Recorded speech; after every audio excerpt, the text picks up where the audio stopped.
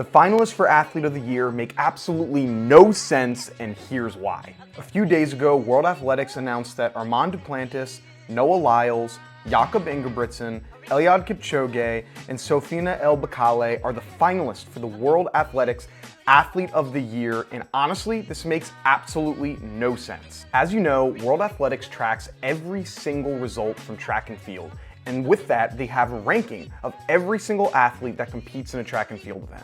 With this information, we can track who the best athlete is across events. So it doesn't matter if you're a sprinter, if you're a jumper, if you're a thrower, we have all of that information based off the ranking system that World Athletics made themselves. So with that knowledge, you would think World Athletics would trust their rankings and put the top 5 athletes into the final, right? Wrong. That is not what they did for the men or for the women. On the men's side, only 3 athletes are in the top 5. Armand Duplantis is ranked number 1, Noah Lyles is ranked number 2, Jakob Ingerbrigsten is ranked number 5, but the remaining athletes are outside of the top 5. Eliud Kipchoge is ranked number 7th, and then El Bakkali is 13th. With this information, we know one of 2 things is true. Either A, the ranking system is broken and World Athletics knows that, or B, they're just incredibly biased and they're just picking whoever they think is the best athlete. But one might say, Colin, they want to have a diverse amount of events in there. They don't want to have all sprinters or all jumpers or all throwers. They need to have a diverse amount of athletes, and so that's why they go and pick athletes in different positions. That makes sense, right? Well, if that was the case, they could still go with the top 5 athletes because they would have had Armand Duplantis, Noah Lyles, Alison Dos Santos, Joe Kovacs, and Jakob Ingerbrigtsen. You have representation from every event, you have representation from major continents, and so this would have been the best way to do it because it's the top 5. They're the people you say are the 5 best athletes and had the best season this past year. If you look at the women's side, it's just as crazy. The finalists were Shelly Ann-Fraser Pryce, Yulimar Rojas, McLaughlin, Toby Amusan, and Kimberly Leon. Where are they in the world rankings, you may ask? Well, Shelly Ann-Fraser Pryce was number 1, Yulimar Rojas number 3, McLaughlin number 4, Toby Amusan number 5, and Kimberly Leon is number 40. So this really shows that the world rankings make absolutely no sense. Now for many of you athletes, you probably are familiar with Shelly Ann-Fraser Pryce, Yulimar Rojas, McLaughlin, Toby Amusan, and maybe not be as familiar when it comes to Kimberly Garcia Leon.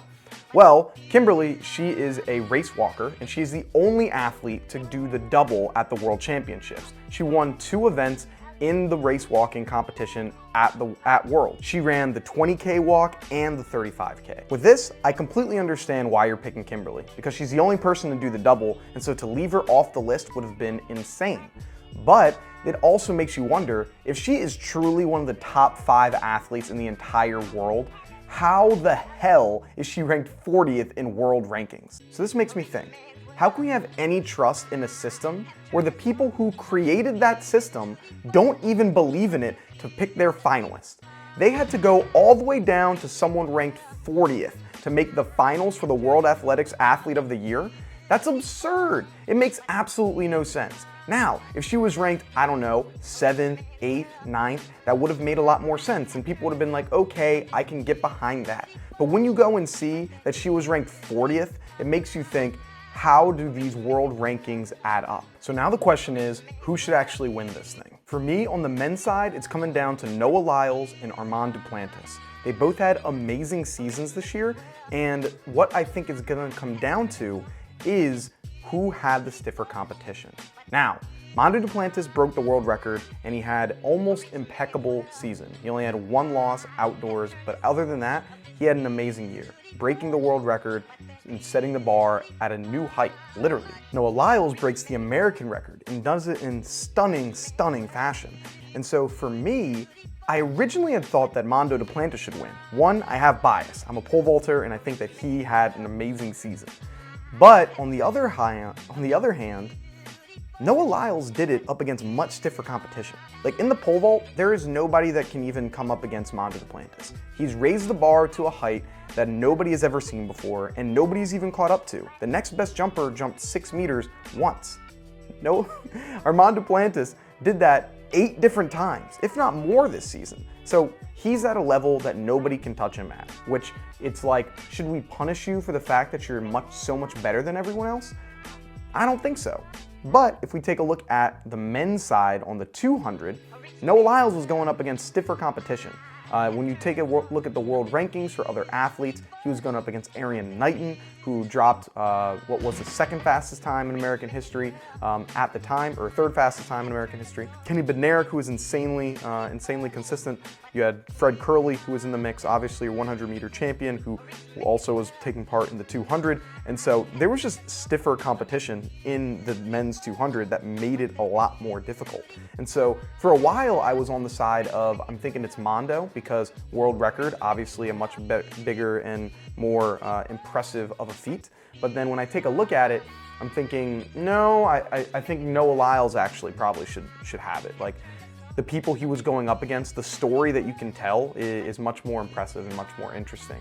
And for me, while a lot of people want to think, oh yeah, it should just be like who the best like performance is. Is it going up against who had the best performance, who had the best overall year? You know, that's also some debate of, hey, which person had the highest moment of the season, or which person had the best season overall. Like, there's some debate on what that is. Or should you also take into consideration the story that you're telling here? Because at the end of the day, sports do tell a story. There's a lot of things that you have to go into it, and it's really hard to decide who the best person is. So for me, the final pick has to be Noah Lyles. I think the other athletes had a pretty good season. I can't go with Jakob Ingerbrigsten. He got beat in his own event. Eliud Kipchoge, like, I think he did well, but and broke the world record in the marathon. But just based off of how many times he's competing, I'm going with Noah Lyles here. And then so like I said, came down to Armand Duplantis and Noah Lyles. You had El Bakkali in there as well, but I just don't think he was as deserving as the other four. And so I'm gonna have to go with Noah Lyles. It's been an amazing season from all of them, and I can't wait to see what's going on next year, because Noah said he's trying to do the 100 and 200 double. And so will he actually be able to do it? I think he has a good chance. On the women's side, I think it's a 3-woman race between Shelly Ann-Fraser Pryce, Kimberly Garcia Leon, and Sydney McLaughlin. The reason I have those three is that on the side of Yulimar Rojas and then Toby Amusan, while Yulimar Rojas had a very good year, from her standards, it wasn't as good as her season that she had back in 2021 when she broke the world record and was a lot more consistent. This year, she had a pretty good season. From her standards, it just wasn't as good. In regards to Toby Amusan, like, she had one of those very, very high moments where she breaks the world record. But outside of that, the remainder of her year wasn't as great as these other ladies was. The reason that I have Kimberly in here is because she's the only person in the entire world to double at the World Championships. Being able to do that is extremely impressive in events that are pretty drastically different. I mean, she has being able to double in a 20-kilometer race and then a 35-kilometer race. And so having that 15-kilometer difference it's a pretty big difference. Like, she was able to compete at an extremely high level. Do I think she's gonna win? No, there's no way that she's going to win, but I think that she's extraordinarily deserving of it. And the fact that she's so low in the world rankings makes absolutely no sense to me. And then so the two true finalists, I believe, are probably going to be Sydney McLaughlin and Shelly Ann-Fraser Pryce. And they're the tale of two opposites, really, where Shelly Ann-Fraser Pryce, insanely consistent throughout the entire year and keeps proving that age doesn't mean anything when it comes to sprinting. She's breaking records, she's being insanely consistent, and having a lot of fun along the way.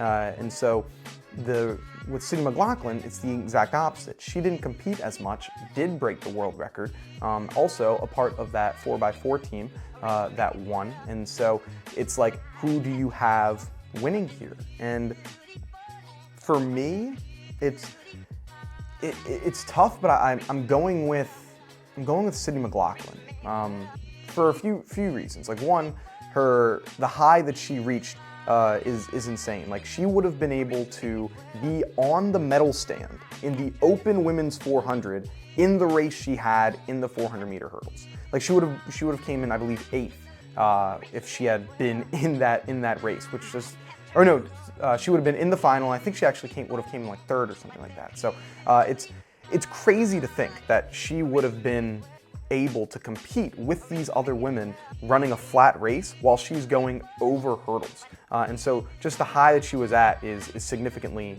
greater. Also, being a part of that 4x4 team that won, that's another feather in her cap that's able to boost her up.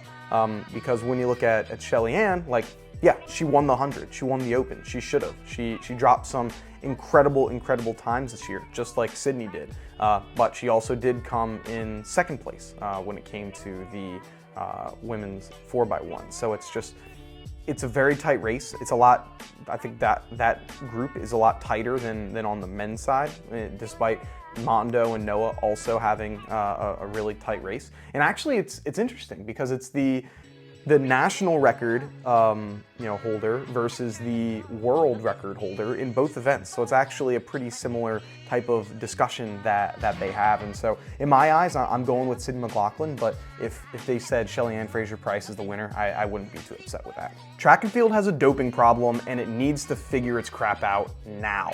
Earlier this summer, Garret Scantling was served a suspension for 3 whereabouts failures over the past year.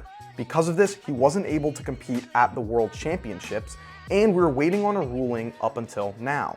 Recently, it came out that Garret Scantling will be serving a 3-year suspension for his whereabouts issues and will not be able to compete in the upcoming championships. Because of this, it appears that he will not be able to compete in the 2024 Olympics. He was actually originally going to be handed down a 4-year suspension, but due to his cooperation, that was whittled down from 4 to 3. I've seen people on both sides of this. I've seen some athletes and some fans taking Garrett's side, saying, hey, why haven't you updated the system? Because if you aren't aware, World Athletics or USADA or whatever country that you're a part of, what they have is you have to update your whereabouts consistently. So you have to let them know where you're at so that they can drug test you wherever you are.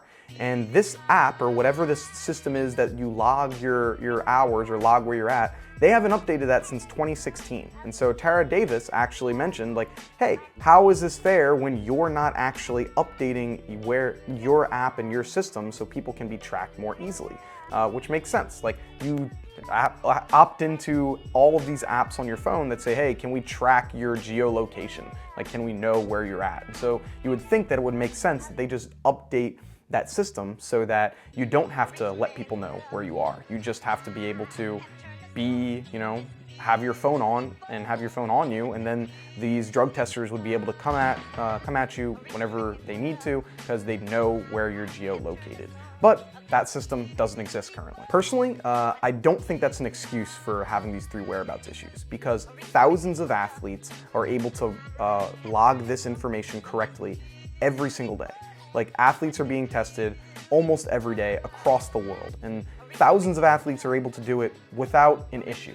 And so having the excuse of, oh, well, it's difficult to be able to do this, it's like, I don't know if I necessarily buy it. Now, I am not a pro. I never have been a pro. I haven't had to do this in my life, but I have talked to professional athletes, and it seems that it's pretty easy to be able to have this system nailed down, and that saying, oh, this is an outdated system isn't really an excuse, especially if you've had 2 misses before. Like this is a 3-strike rule. And so he knew that he had to be up to date with everything that he has, but didn't have that, that information on him. And so it's like, that's your problem, that's your issue. And so sure, the system could be updated, that's 100%. Like everything could be made more efficient and made even better. But the way that the system is, many people go through this drug testing and don't have any problems with it. And so I don't think it's the fact that the system's out of date, which is the reason that he failed this. I think it's, look, ma'am, you got to get your stuff together. Either A, you're going to be a pro and you're going to be a professional with this and continue to log all of your information. Maybe there's something going on, who knows? But it's like, yeah, you're given 3 opportunities, and the fact that he's cooperating, is helpful. But he hasn't fought this at all, and we don't know what's going on. And so we've now had multiple athletes that are high-profile athletes go down because of whereabouts issues. So we have right now Garret Scantling. Recently, we had Randolph Ross. He was over the summer. He wasn't able to compete at Worlds because of a whereabouts issue. And then before that, obviously we had Christian Coleman, who was suspended. And so it's like we've had some high-profile athletes go down because of this. It makes you think, like, what the heck is going on with our sport that we've had some of these high-profile athletes going down due to whereabouts issues. And so it's unfortunate, it sucks, and I would like for it not to be a thing, but this is the world that we're living in, and I wish that it wasn't. Because track and field, every time we have an athlete tied to drugs or drug cheating at all, it just takes down the entire credibility of the sport, because that's what a lot of people know of. Like that, oh, that's track and field, everybody's doping, everyone's doing all this. Like, I'd really like to not have to think that, and I'd really like to be able to point to evidence for, more evidence of people not actually cheating, but that's what the perception is of our sport, and it's annoying, and I wish that it wasn't the reality, but that's where we are today.